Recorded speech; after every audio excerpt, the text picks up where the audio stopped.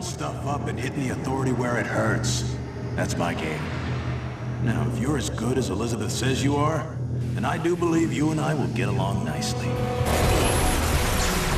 With Rage, we've blown out the experience. We have a much larger world. We have very unique environments. We have various gameplay experiences. Rage is more than just a first-person game. It's a complete experience. We're known for making this straightforward action shooter, and we kept that. But then we added on top of it this deep and meaningful story.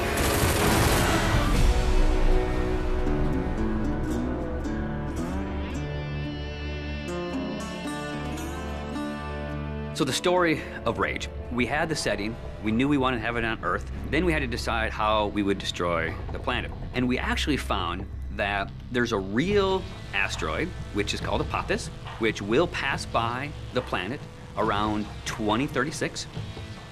So in the fictional world of Rage, when the governments of the world discovered that Apophis would hit us and destroy most of civilization, they initiated a program called the Eden Project. So the game starts out where you are an Ark survivor. You are one of those people buried in 2036. Your Ark emerges from the ground 100 years later.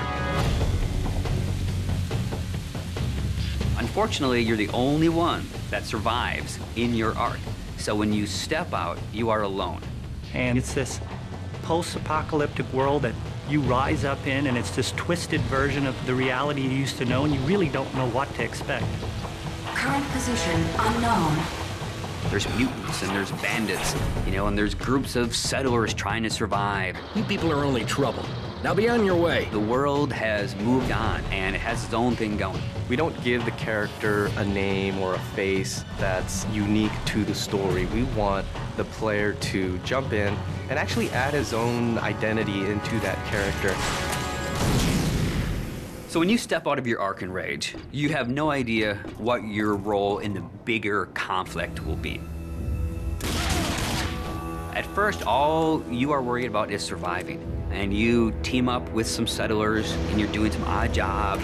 So here's what I need you to do. So you're not just going from one area to an airlock to the next area. It is an open world. It's believable in a sense. And it's the story and the characters and the setting that really delivers the gameplay. You're driving across these landscapes, and you're going visit people here, and they're giving you jobs to do. And as you head out of your safe zone, you enter like a combat area. So you may find a handful of bandits with rocket launchers mounted on their cars. And as a player, if you wish to engage them, you can. If you wish to try to run and gun and get out of there, you can. Then the story starts unfolding, and you realize that there's these warring bandit clans. They all occupy a certain area of the wasteland. They own it. They'll attack you if you go in there and you don't look right. Then the same thing with the towns. If they don't know you, they're going to treat you like an outcast.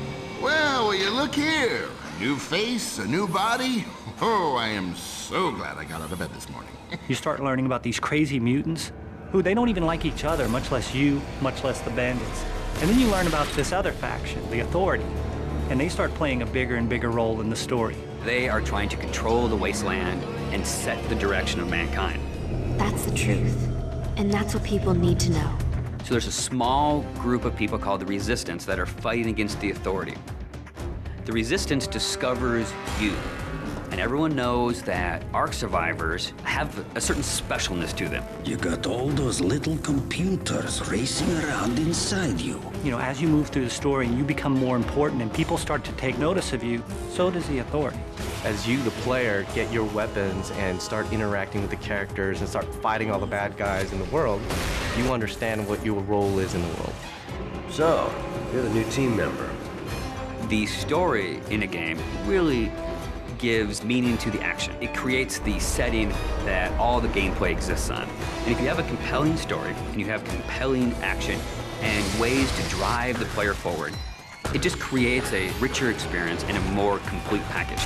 But it's always about, again, something new around every corner, and you really have to stay on your toes in the wasteland.